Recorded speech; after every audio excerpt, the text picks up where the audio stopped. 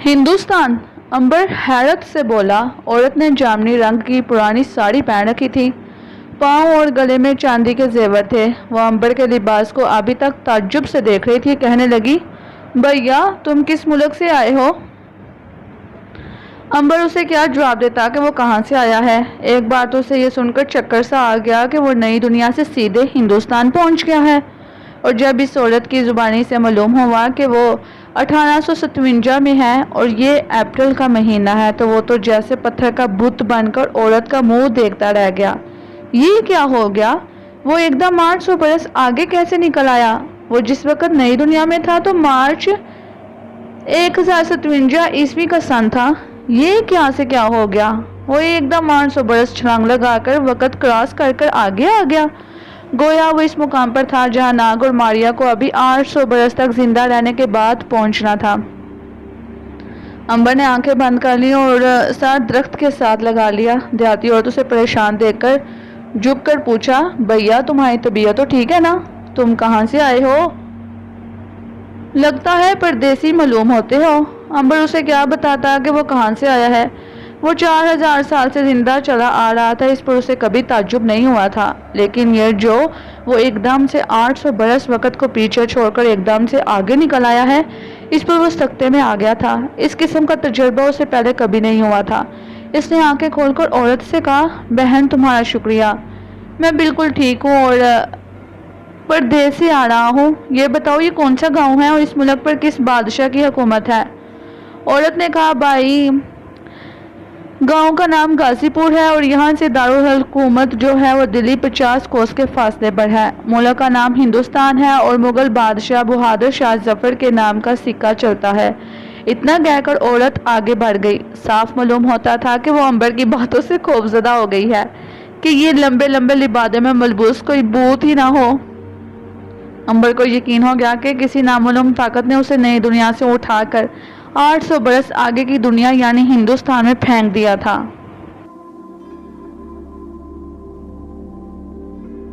अब यह सोचने की बात है कि वो 800 बरस कहाँ चले गए जो अभी अंबर ने दुनिया के हालात के साथ चलकर बसर करने थे।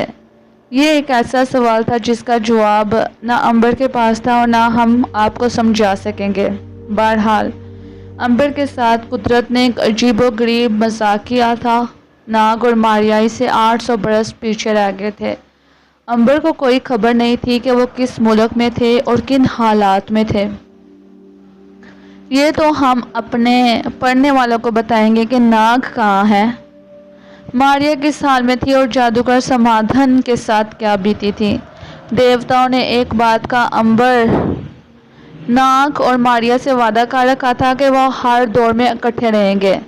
यानी ये नहीं होगा कि अंबर राम लक्ष्मण के दौर में ज़िंदा हो और नाग और मारिया बहादुर शाह जफर के दौर में ज़िंदा रह रहे हों।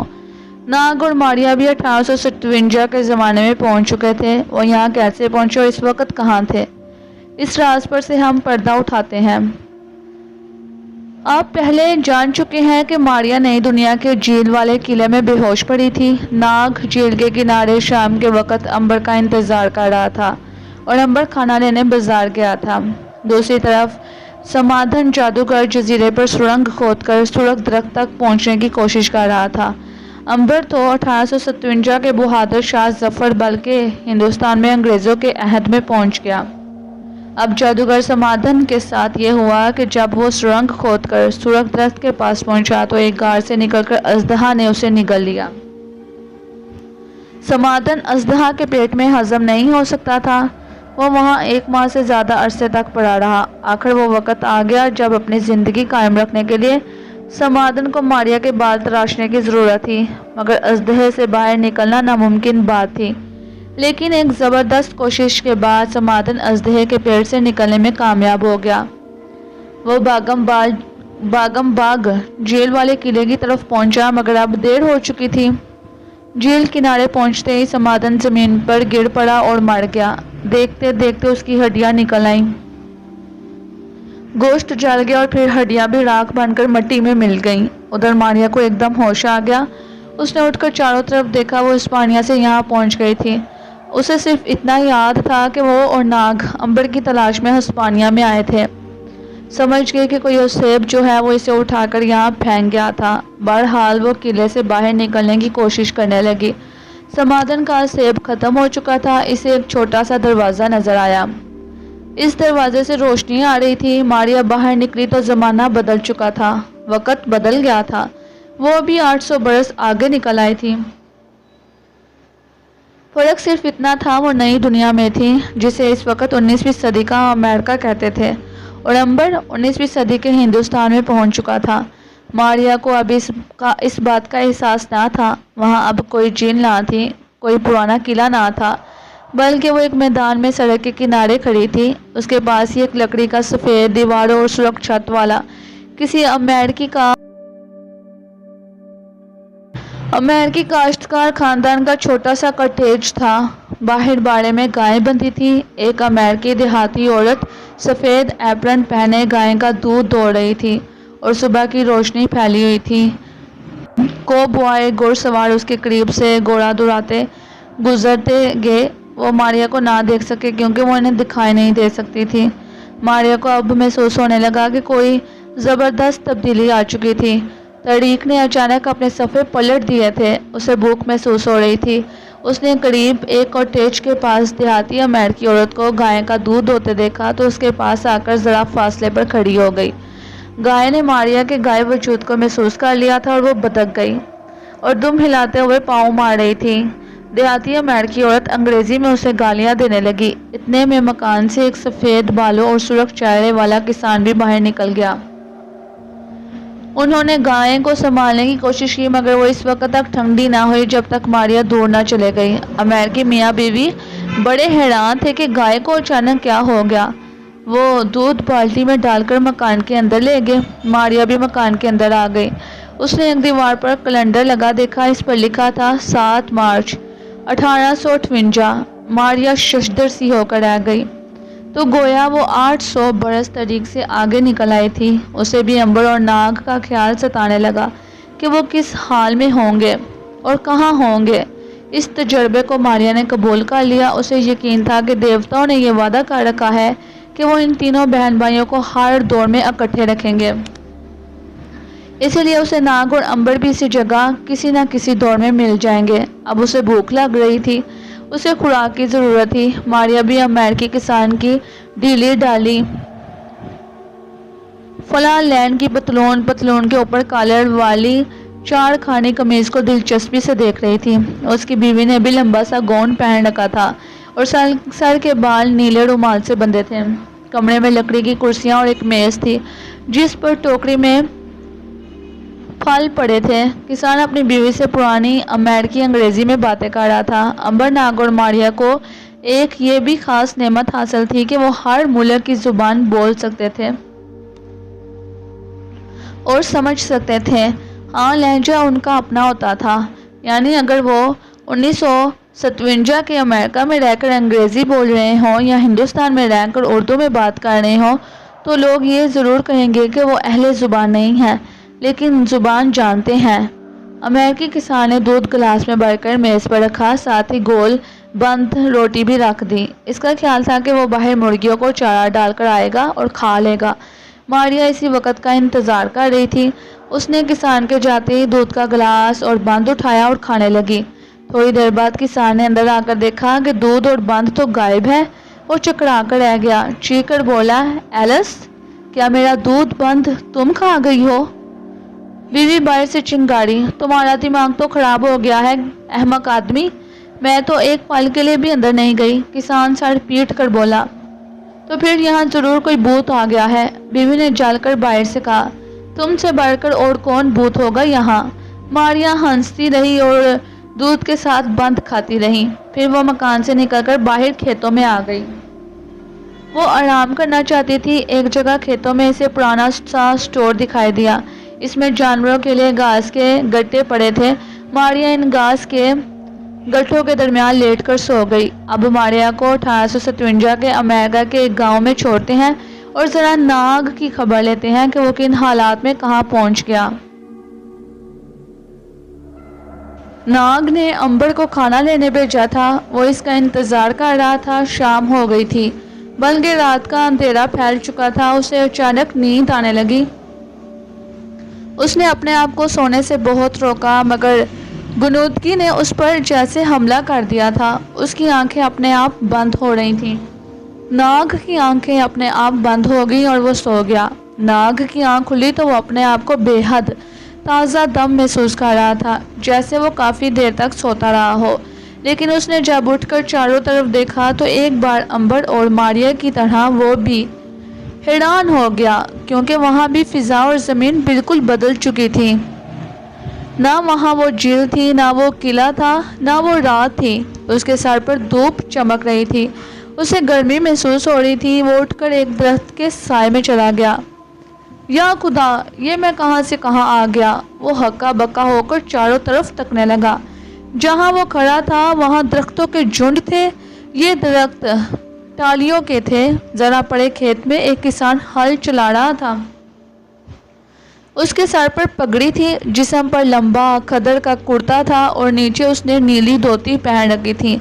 ناگ نے اس کے پاس جا کر سلام کیا اور پوچھا کہ یہ کون سا ملک ہے؟ کسان نے ہل روک لیا اور پنجابی زبان میں بولا، پتر، تم کس ملک میں آئے ہو؟ ہاں، جو تمہیں یہ بھی نہیں معلوم کہ تم ملک ہندوستان کے کس صوبے پنجاب میں ہو؟ ہندوستان؟ پنجاب؟ ناگ نے حیرانی سے پوچھا۔ کسان بولا، تم کہاں سے آئے ہو؟ ناگ اسے کیا جواب دیتا کہ وہ کہاں سے آیا ہے۔ اس نے ایک ٹھنڈی آہ بھری اور زمین پر بیٹھ گیا۔ پھر اپنے آپ سے باتیں کرنے لگا۔ امبر کہاں ہوگا؟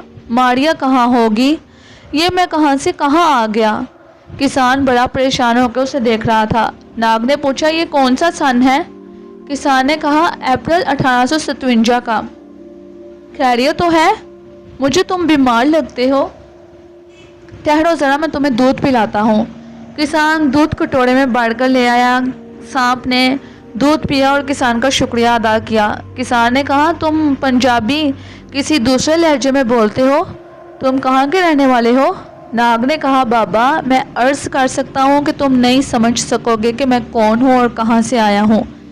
کسان نے کہا، تم کچھ تو کہو بیٹا، میں سمجھنے کی کوشش کروں گا۔ ناگ بولا، اچھا تو پھر یقین کرو، میں ایک رات میں 800-900 برس آگے کی دنیا میں آ گیا ہوں۔ ابھی کچھ دیر سونے سے پہلے میں 800 برس پہلے ہسپانیہ میں تھا، 7 سمندر پار کی نئی دنیا میں تھا۔ کیا تم یقین کرو گے؟ کسان نے اپنے ماتھے پر انگلی مار کر کہا، افسوس، تم مجھے کوئی پاگل لگتے ہو۔ یا اللہ رحم کر، کتنا خوبصورت نوجوان اور پاگل! استغفر اللہ۔ ناگ ہنس پڑا اور بولا، بابا، میں پاگل نہیں ہوں۔ اچھا تم یہ بتاؤ کہ اس ملک کا بادشاہ کون ہے؟ کسان نے کہا، بادشاہ تو دلی کے لال قلعے میں بیٹھا ہے، اس کا نام بادشاہ ظفر ہے۔ ویسے یہاں پنجاب میں انگریزی سکہ چلتا ہے۔ ناگ نے پوچھا، کیا یہاں کوئی شہر قریب ہے؟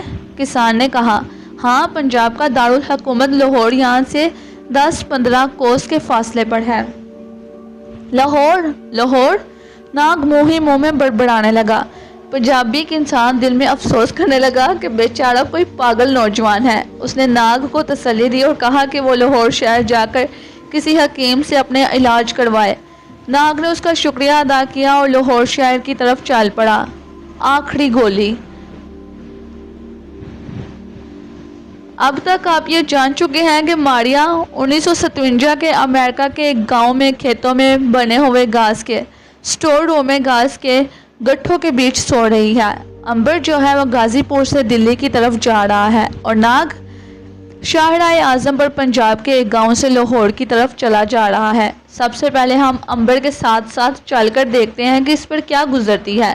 جیسا کہ آپ نے تاریخ میں پڑھا ہوگا کہ اپریل 1957 کا زمانہ وہ زمانہ تھا جب ہندوستان میں غدار یعنی انگریزی غلبے اور ظلم کے خلاف عوام میں بغاوت کا لاوا اندر ہی اندر پک رہا تھا۔ پھر یہ لاوا مئی 1957 کا غدر بن کر ابل پڑا۔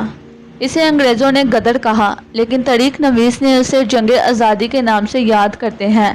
اس وقت ہندوستان کی یہ حالت تھی جب امبر دلی کی طرف نیم پختہ سڑک پر پیدل جا رہا تھا تو سارے ملک پر انگریزوں کا زبردست اثر تھا اور بادشاہ بہادر شاہ ظفر کی حکومت صرف دلی شہر میں ہی تھی۔ اگرچہ انبر پر موسموں کا اتنا اثر نہیں ہوتا تھا، لیکن پھر بھی ہندوستان کے اس علاقے کی گرمی انبر کے جسم پر اثر ڈال رہی تھی۔ اس نے دیکھا کہ موتیوں کا ہار بھی اس کے پاس نہیں تھا، خدا جانے جھیل میں ہی کسی جگہ رہ گیا تھا۔ اس نے جیب ٹٹولی تو اس ہار کا ایک موتی جیب کے کونے میں پڑا مل گیا۔ انبر نے سوچا کہ چلو اس سے کچھ گزر اوقات ہو جائے گا۔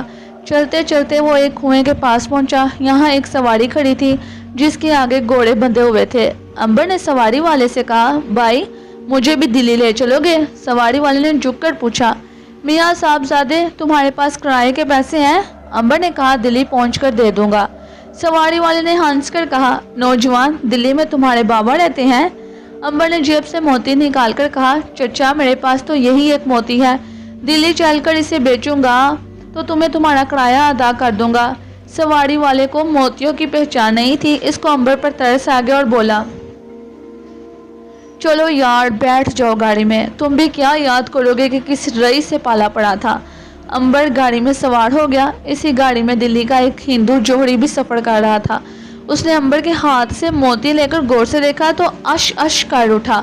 ایسا قیمتی موتی ساری زندگی اس کی نظروں سے نہیں گزرا تھا۔ حیران ہو کر انبر سے پوچھنے لگا کہ یہ موتی وہ کہاں سے لایا ہے۔ انبر بھلا اسے کیا جواب دیتا، یوں ہی کہنے لگا، یہ مجھے ایک بزرگ نے تحفے میں دیا تھا۔ ہندو جوہری نے کہا، تو مجھ سے اس کی قیمت لے لو۔ بولا، 100 روپے ادا کر دو ابھی؟ انبر نے کہا، 100 روپے کتنے ہوتے ہیں؟ وہ بیچارہ پہلی بار 100 روپے کا نام سن رہا تھا۔ گاڑی میں بیٹھے دوسرے مسافر تعجب سے انبر کو دیکھنے لگے۔ وہ سمجھ گئے کہ ہندو لالا انبر سے دھوکہ کر رہا ہے۔ موتی بڑا ہی قیمتی ہے۔ ایک مسافر جو مسلمان تھا اور جس کا نام خدا بخش تھا کہنے لگا، لالا جی اس بیچارے کو لوٹنے کی کوشش نہ کرو، یہ موتی تو ہزاروں روپیوں کا معلوم ہوتا ہے۔ ہندی جوہری تنک کر بولا، تو میاں تم دے دو نا 1000 روپے اپنے پلے سے۔ خدا بخش کہنے لگا، ٹھیک ہے میں اسے دلی پہنچ کر خرید لوں گا۔ اس نے انبر سے کہا، بیٹا میرے ساتھ دلی میرے گھر پر چلو، میں تمہیں اس کی پوری قیمت ادا کر دوں گا، تمہارا کرایہ میں ادا کیے دیتا ہوں۔ خدا بخش نے انبر کا کرایہ ادا کر دیا جو 2 پیسے بنتا تھا۔ یہ خدا بخش اچھی پکی عمر کا تھا۔ دلی میں وہ کشمیری دروازے کے باہر نان بیچتا تھا، بڑی غریبی میں اپنے بال بچوں کا پیٹ پالتا تھا، مگر تھا بڑا ایماندار شخص۔ وہ انبر کو لے کر گھر آ گیا۔ انبر نے یہاں غسل کیا۔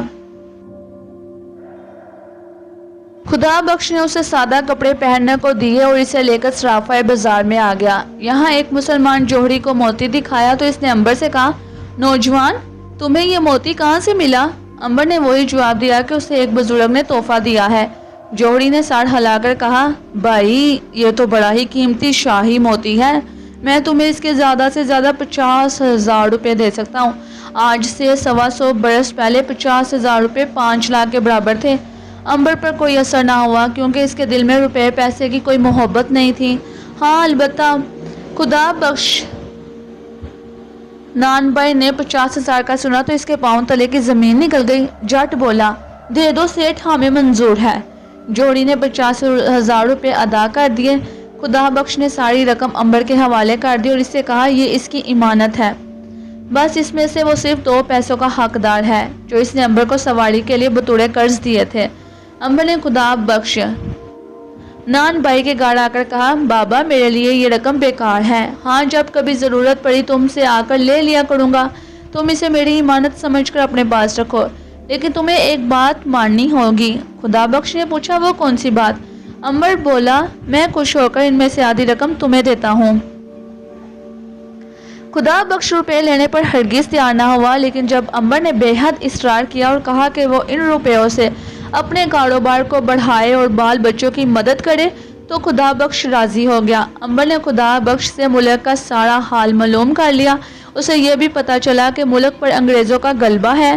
بہادر شاہ ظفر بیچارہ بس نام کا بادشاہ ہے اور لوگوں میں اندر ہی اندر انگریزوں کے خلاف بغاوت کی خیالات اٹھ رہے ہیں۔ خدا بخش کو انبر نے اپنے بارے میں کچھ نہ بتایا، اسے صرف ناگ اور ماریا کا انتظار تھا۔ اسے یقین تھا کہ وہ دونوں بھی اس کے ساتھ ہندوستان آ چکے ہوں گے، لیکن کہاں اور کس شہر میں ہوں گے، کس حال میں ہوں گے، یہ اسے معلوم نہیں تھا، اور اسی بات کی انبر کو کھوج تھی، تلاش تھی۔ خدا بخش نے کہا، بیٹا تم جب تک چاہو میرے گھر میں رہو، اس گھر کو اپنا گھر ہی سمجھو، अंबर खुदा बख्श नान भाई के घर में रहने लगा। खुदा बख्श की एक जवान लड़की और एक जवान बेटा था। बेटा दुकान पर बाप के साथ बैठता था। बेटी का नाम मुमताज़ बेगम था और 2 महीने बाद उसकी शादी होने वाली थी। खुदा बख्श ने कुछ रोज़ बाद अपनी दुकान नई खरीद ली और कारोबार बढ़ाकर उसने एक होटल सा बना लिया जहाँ हर शय मिल सकती थी, यानी खाने को रोटी, गोश्त भी और मिठाई, फल भी। अंबर बड़ा खुश था कि आधी रकम बड़े मियाँ के काम आई। अंबर इस घर में रहने लगा। वो हर रोज़ शहर के अंदर बाहर जाकर आवारा गर्दी करता। असल में वो नाग और मारिया की तलाश में था कि शायद कहीं फिरते फिराते इनमें से किसी से मुलाकात हो जाए। उधर नाग भी लाहौर पहुंच गया। शहर की 4 दीवारी के बाहर एक बाग था जिसमें नहर बह रही थी। दरख्तों के जगह जगह झुंड थे। गर्मी खूब बढ़ रही थी। नाग नहर के किनारे बाग में जाकर छांव में बैठ गया।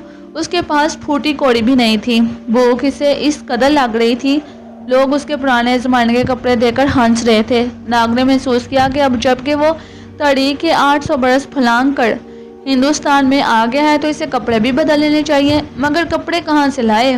वो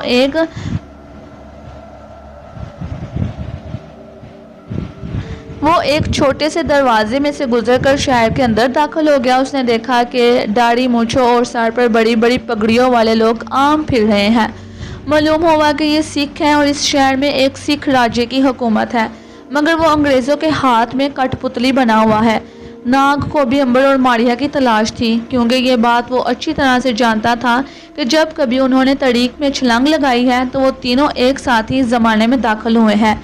इसका मतलब था कि चाहे वो किसी हालत में हो, अंबर और मारिया भी हिंदुस्तान में आ चुके होंगे। अब उसे कपड़ों की ज़रूरत थी ताकि लोग उसकी तरफ ताज्जुब और दिलचस्पी से पलट पलट कर ना देखें। उसने एक दुकान में कपड़े लटकते देखे। ये इस ज़माने के फैशन के मुताबिक थे। नाग ने दुकानदार से कहा, भाई मुझे ये कपड़े चाहिए और मुझे इसकी कीमत चाहिए। क्या तुम्हारे पास कीमत है? और ये तुमने कैसे कपड़े ज़माने के पहन रखे हैं? क्या तुम कोई दीवाने हो? नाग ने कहा, भाई मेरे पास कीमत नहीं है। हाँ, अगर तुम चाहो तो मैं तुम्हारे पास काम कर इस लिबास की कीमत अदा कर सकता हूँ। दुकानदार ने हंस कर कहा, मियाँ मेरे यहाँ तुम क्या काम करोगे? नाग ने कहा, मैं कोई भी काम कर सकता हूँ, मैं तुम्हारे कपड़े धो दिया करूँगा। दुकानदार को तरस आ गया और बोला, चलो यार मुझे मंजूर है। नाग ने इस दुकान पर 4 रोज़ काम किया और इसके इवज़ नया लिबास हासिल कर पहन लिया। नाग और अंबर का शुरू ही से यह दस्तूर रहा था कि वो हक हलाल की रोज़ी कमाते थे। कभी उन्होंने बेईमानी से काम नहीं लिया था, ना वो ऐसा करना गवारा करते थे। नया लिबास पहनकर नाग जाने लगा तो दुकानदार ने पूछा, मियाँ साहबजादे तुम कहाँ से आए हो और कहाँ जाओगे? नाग बोला, ये मत पूछे कि मैं कहाँ से आया हूँ और कहाँ जा रहा हूँ, बस ये समझ ले कि मुसाफिर हूँ और सफ़र मेरी किस्मत में लिखा है। दुकानदार हंस कर बोला, बड़े दिलचस्प नौजवान हो, अगर तुम चाहो तो मैं तुम्हें शहर के अमीर के पास नौकर रखवा सकता हूँ। मुझे मंजूर है। नाग ने सोचा कि शहर के अमीर के पास रहकर इसे सफ़र करने और मुख्तलिफ किस्म के लोगों से मिलने के मौके मिलेंगे और वो अंबर और मारिया को ज़्यादा से ज़्यादा तलाश कर सकता है। दुकानदार ने उसे शहर के अमीर सरदार बघेल सिंह के पास घोड़ों का साइज रखवा दिया। नाग ने सिख सरदार से पूछा, काका तुम्हें हर रोज़ घोड़ों को साथ ले जाकर शहर के बाहर सैर करवानी होगी, इन्हें दाना खिलाना होगा और कभी कभी मेरा खास पैगाम लेकर दूसरे शहरों में भी जाना होगा। नाग ने अदब से कहा, आप जो हुक्म दे के मैं वैसे ही करूँगा। नाग ने सरदार के यहाँ नौकरी शुरू कर दी। अब ज़रा मारिया की तरफ जाकर देखते हैं कि वो किस हाल में है। हम मारिया को इसी ज़माने यानी 1857 के अमेरिका में छोड़ आए थे। वो खेतों में बने हुए एक चौंपड़े में घास के गट्ठों के दरमियान आराम कर रही थी।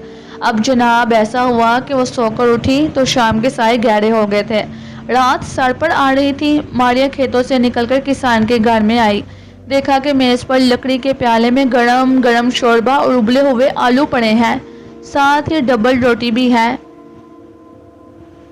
वहाँ पर कोई आदमी नहीं था। मारिया ने डबल रोटी, आलू और शोरबा एक प्याले में लिया और मकान से निकलकर खेतों में आकर बड़े आराम से एक जगह बैठकर खाने लगी। किसान ने अंदर आकर देखा कि एक डबल रोटी और कुछ आलू और थोड़ा सा शोरबा बमा प्याले के गायब है तो वो उछल पड़ा, जोर से चिंगारा, एलिस की बच्ची, डबल रोटी, आलू और शोरबा फिर गायब हो गया है। اس کی گول مٹول بیوی بھاگتی ہوئی اندر آئی اور پریشان ہو کر میز کو تکنے لگی جہاں سے آلو روٹی اور شوربے کا ایک حصہ غائب تھا، مگر سوائے وہ لڑنے جھگڑنے کے اور کیا کر سکتے تھے۔ ماریا نے بڑے سکون سے کھانا کھایا اور اسی جھونپڑے میں جا کر لیٹ گئی۔ سوچنے لگی کہ اسے ناگ اور امبر کو کہاں تلاش کرنا چاہیے، خدا جانے وہ امریکہ میں ہے یا کسی دوسرے ملک میں۔ دنیا بڑی بدل چکی تھی، اب گھوڑا گاڑیاں اور کوئلے کی باب سے بھی گاڑیاں چلنے لگی تھیں۔ لوگوں کے پاس لمبی نالیوں والی بندوقیں تھیں جس میں سے لوہے کی گولی بارود کے زور سے نکلتی تھی۔ بحری جہاز بھی بادبانی نہیں تھے بلکہ باب سے چلتے تھے۔ ماریا نے سوچا کہ ناگ اور امبر اس ملک میں نہیں ہو سکتے۔ وہ سو گئی۔ خواب میں اسے یوں لگا جیسے ایک بے حد حسین عورت جو کہ آسمان کی پری لگتی تھی اس کے پاس آ کر مسکرائی اور اس کے کان میں کہا، ماریا ہندوستان چلو۔ ماریا کی آنکھ کھلی تو اس کے کانوں میں ابھی تک یہ جملے گونج رہے تھے کہ ہندوستان چلو۔ اس ملک کا نام اس نے پہلے بھی سن رکھا تھا اور شاید امبر کے ساتھ وہ اس ملک کا سفر بھی کر چکی تھی، لیکن یہ 1000 برس پہلے کی بات تھی۔ اب تو ہندوستان بھی بدل چکا تھا۔ ماریا نے فیصلہ کر لیا کہ وہ ہندوستان جائے گی۔ اس کے لیے ضروری تھا کہ وہ کسی ایسی بندرگاہ پر پہنچے جہاں سے بحری جہاز ہندوستان کی جانب سفر کرتے ہوں۔ دن چڑھ آیا، ہر طرف روشنی پھیل گئی۔ ماریا جھونپڑے سے باہر نکلی اور سڑک کنارے کھڑی ہو گئی۔ سب سے پہلے تو وہ کسی نزدیکی شہر پہنچنا چاہتی تھی۔